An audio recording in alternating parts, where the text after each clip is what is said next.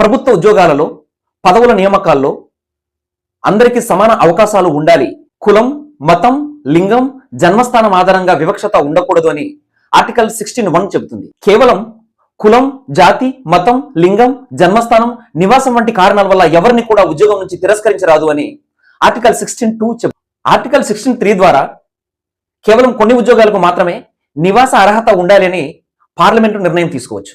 సామాజికంగా, విద్యాపరంగా వెనుకబడిన వర్గాల వారికి ప్రభుత్వ ఉద్యోగాలలో రిజర్వేషన్లు కల్పించవచ్చు అని ఆర్టికల్ 16(4) చెబుతుంది. అంటే ఆర్టికల్ 16(4) అనేటువంటిది రిజర్వేషన్ విధానానికి ఒక రాజ్యాంగబద్ధమైనటువంటి ఆధారం అని చెప్పవచ్చు. అలాగే ఎస్సీ ఎస్టీల ప్రమోషన్లలో రిజర్వేషన్ల కోసం ఆర్టికల్ 16(4)(a) చెబుతుంది.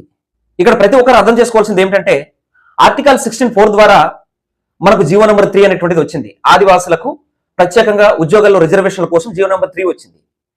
కానీ ఆర్టికల్ 16(1) ద్వారా ఈ జీవో నెంబర్ 3ని సుప్రీంకోర్టు కొట్టివేసింది. ఇప్పుడు చెప్పండి, దీని ద్వారా ఆదివాసులు ఎంత అన్యాయానికి, అన్యకాంతానికి గురయ్యారు.